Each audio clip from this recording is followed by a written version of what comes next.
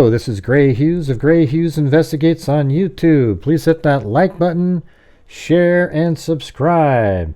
Well, we've got some new documents in the Stephan Stearns case regarding Madeleine Soto. And the Docket got another document dump, I guess. It's about 63 pages. Some of it's just kind of photographs of books and so forth that Stephan Stearns got. But this first part that I'm going to show you here is the additions to the timeline. I mean, it's absolutely incredible, some of the information that they put in here, especially for someone like me who really likes to put together the timeline. It turns out that Stephan Stearns stopped by the dumpster 5 times. Okay? So in this document right here, it says at 7:35 in the morning, a silver Lincoln, tag IYLL82 is observed on the workshop camera of the complex. A male exits the vehicle and throws something into the complex dumpster. The male is wearing a red shirt and tan pants. At 7:40, the vehicle leaves through the east gate of the complex. All right, so let's go from there until 10:14, okay? So here's what actually happened. So at 7:35, the vehicle's right in this location at the dumpster. Then 7:40 exits through the back gate right there. And then we know at 8:10, it's spotted right here. And then at 8:11, it's spotted, again, right in the same area. So it's 8:10, 8:11, basically right through this intersection here. And then at 8:19, it goes back. So remember how it went up to like where McDonald's was, probably drove up here and then turned around, and then it makes it back to the apartment complex at 8:19 back here. And then apparently he goes to the apartment. He said he needed to get his clicker, if you remember that. So at 8:19, he goes through the front gate and he goes to the apartment. And remember how he said he needed to get his clicker so that when he came back later, he could go through the back gate? Well, that's exactly what he does, though. So he goes to the apartment apparently for a few minutes because Jennifer said he helped out with the collar or the leash on the dog. And then at 8:31, he's exiting out the east exit out the back here. And then at 8:39 a.m., the vehicle is up in this location right here. And then 8:41 right there. And then 8:48, 8:58, 9:01. I mean, the vehicle's going way up in these areas during this time. 8:58, 9:01, 9:02. And remember, it goes by that water park up there, the 9:03. 9:04, it turns around by the water parks, coming back this direction. Then it gets into this area. Then 9:16, it's up here. There's some missing time. We don't really know exactly where it was. And then 9:16, it passes that gas station. So that's corroboration of that. And then 9:25, the vehicle, let's see where that was. Yeah, right down here at this intersection. And then at 9:35, again, that was 9:25, and then 9:35 up here, and then 9:41, and then 9:44 at the Holiday Inn. And this is where he goes inside. At 9:44, he's seen moving Madeleine from the front seat to the trunk of the vehicle. And then, let's see, at 9:49, the vehicle is heading back down south here. 10:03, it's further down. Let me see where 10:03 lights up. Right there, right around this intersection right here. This is Town Center Boulevard and John Young. And then 10:05 to 10:06, it's like at this intersection here, likely due to traffic. And then 10:14 a.m., returns to the apartment complex. And I remember we were just reading a moment ago on here, it said at 10:14, a silver Lincoln MKZ enters the complex through the east gate of the complex. So that is him returning through the back gate exactly how he described to police that he wanted to do. So what he probably did is he realized that he was being filmed driving, so he tried to explain why he went to get his, quote, clicker, which he didn't go get, and then he was coming back through the back gate. All right, we know he didn't go get the clicker. And that was at 10:14. Then at 10:54 hours, the silver Lincoln MKZ with tag IYLL82 again parks by the workshop near the complex dumpster. The male exits the vehicle, now wearing a blue shirt, and again throws something into the complex dumpster. And then 11:03 hours, a silver Lincoln MKZ is observed passing the intersection of San Sebastian and San Vital. And that's actually within the complex. And that's the vehicle leaving the complex at 11:03. And it says right here, the vehicle then exits the complex through the main gate. And then at 11:56 hours, a silver Lincoln MKZ enters through the rear gate of the complex with a male driver, consistent with the driver on previous recordings. And then we go down here at 12:44 hours, the silver Lincoln MKZ again exits the rear gate of the complex. So this is when he took off. Now remember, he and Jennifer were at home for about an hour, and then he took off at 12:44. So when he returned up here at 11:56, he's home and Jen's home, and they're there until he leaves at 12:44. The entire time he's in the apartment, however, Madeline's in the vehicle outside. So remember, she was moved from the front passenger seat to the trunk while he was in that corporate hotel office, or the parking area. So then at 12:44, he gets his vehicle, gets into the MKZ again, the Lincoln, and he heads out. So at 11:03, until he gets back, he goes over to the smoke shop and things like that. We've gone over that on other videos, so we'll click through those. And then he makes it, and then 12:44, he makes it home at 11:57 to 12:47, and then at 12:44 he takes off.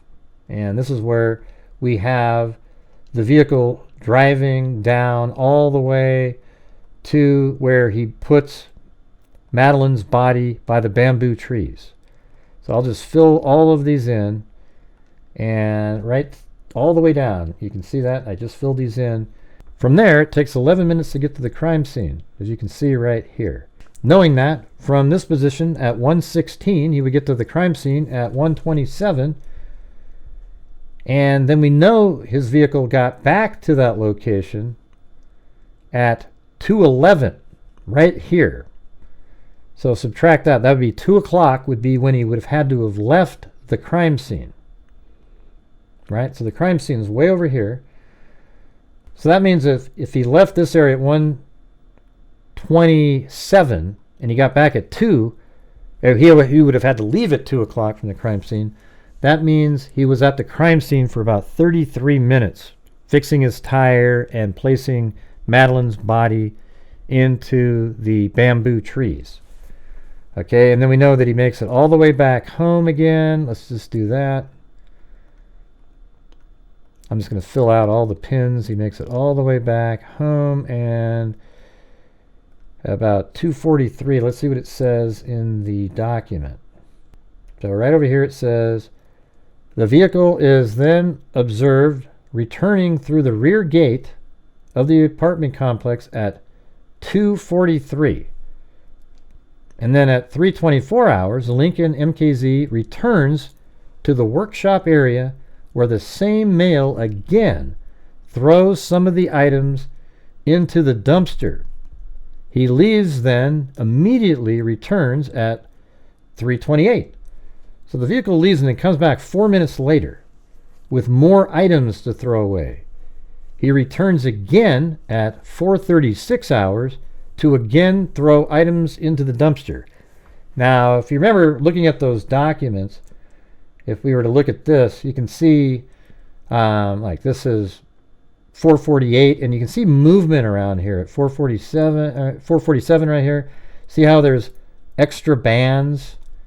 So those other cell tower pings that they were showing us with little changes were all the times he was literally moving around in the complex going back to the dumpster, which is absolutely amazing that you have that kind of detail in there. So he returns again at 4:36 hours to again throw items into the dumpster. And when he did that, that's when he headed out to meet Jen to look for Madeline. Okay, but the new information doesn't stop there. If you remember in that larger document dump, Stephan Stearns used Jennifer Soto's vehicle after the 3 o'clock hour on the 27th, early morning hours. So the 26th is when they were searching. They make it home.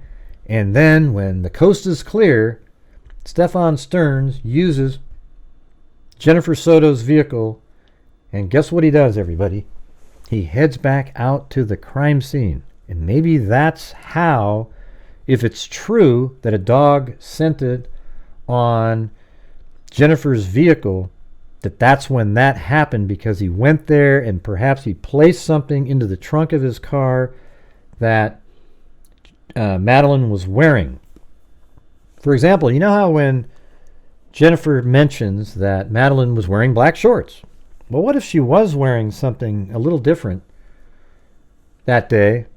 And then when she said that in the office, he said, oh, wow, I better change that. So he drives out there and maybe he changed her pants or something, put jeans on her. I mean, putting jeans on somebody would be very difficult, especially if rigor mortis is in place at that time.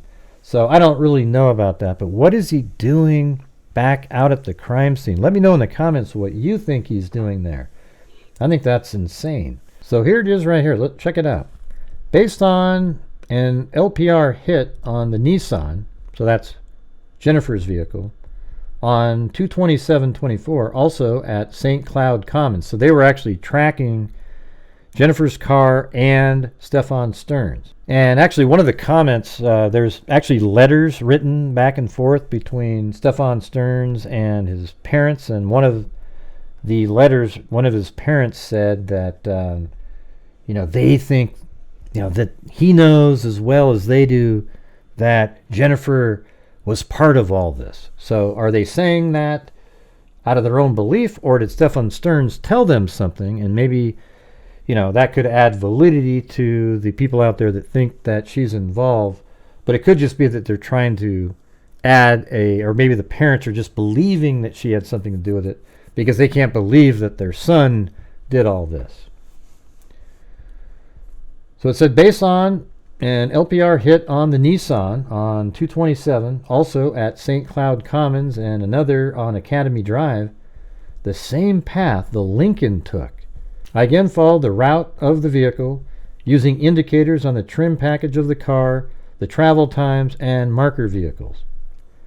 At 3:16 a.m. and 15 seconds, the white Nissan exits the complex utilizing the main gate, so it went out the front gate.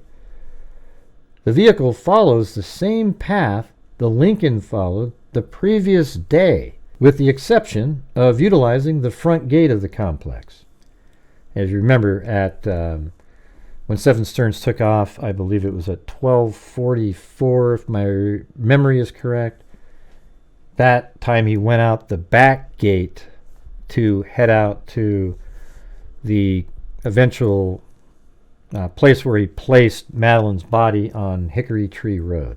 All right, so let's take a look at this. At 3:16 a.m., the vehicle is right in this area, exiting the front gate right here of the complex. Remember the last time when he went to the crime scene in the afternoon, he left through the back gate, which is right there, if you can see it.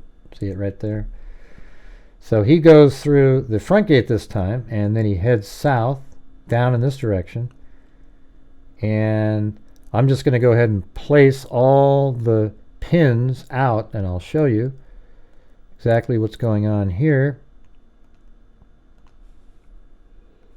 And there you go, all the way down this direction.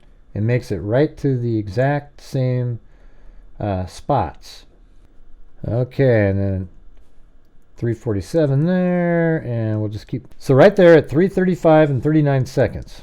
So again, add the 11 minutes. That would put him at the crime scene at 3:46, and right there at 3:46.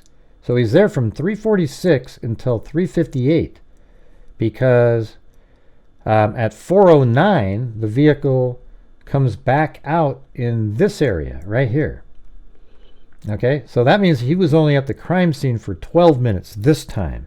So what was he doing when he went there for 12 minutes? He did go back there, which I've thought maybe that's what he did in the 3 a.m. drive, but we didn't know that until now. We absolutely know that he went back out to the crime scene. Unbelievable. And then, you know, he does the same route all the way back home, and I'll just put all the pins in there. Drives all the way back up this way, and then eventually makes it back to the complex, and he's back home at like 4:29 a.m. Let's take a look and see what it says exactly in here. So he does that whole drive, and then he's at Hoagland Boulevard, and then 4:30 vehicle returns through the front gates. So it's 4:30:07 when the vehicle returns through the front gate. And we have it right there. So it returns through the front gate, likely drives back, and is back at the apartment probably at 4:32 in the morning. Okay, so that is the new timeline information that was in the document. I mean, I think it's absolutely amazing that he was at the dumpster so many times. I mean, it's crazy. Look at this. He's at the dumpster at 7:35, 7:54, 3:24, 3:28, and 4:36. He's throwing items in the dumpster all 5 of those times. Remember, he threw the tire in there as well. And then he exits and returns through this one. He enters at 2:43. I guess he returns at 10:14 in the morning. And then it's 11:56. He's on there. 7:40 he exits. 12:44. He's just going through the back gate a lot. Then he uses the front gate multiple times as well. But we just went through all of the routes of that day. We kind of skipped through some of it because it's in other videos when he, heads up north when he's going to the cigar shops. He does go by a storage facility. So at some point here I might do a slower, long-term, pin after pin of the timeline just so it's really clear and obvious. But I wanted to get out this new information that's in the documents that were just put out today. So very cool, very cool. Well, thank you all very much for spending the time watching this video. I appreciate it. And I'm also going to probably put out a video reading the letters that you can just listen to that Stephan wrote to his parents, and they wrote back and forth, basically trying to get books and commissary, but it's just sort of interesting the way they talk back and forth together as if nothing happened. He's gonna get out of this somehow, and he has no chance. So again, thank you all very much for watching. I really appreciate you taking the time, and if you could leave a comment and a like, I would really appreciate it. And as I always say, until next time, be safe out there.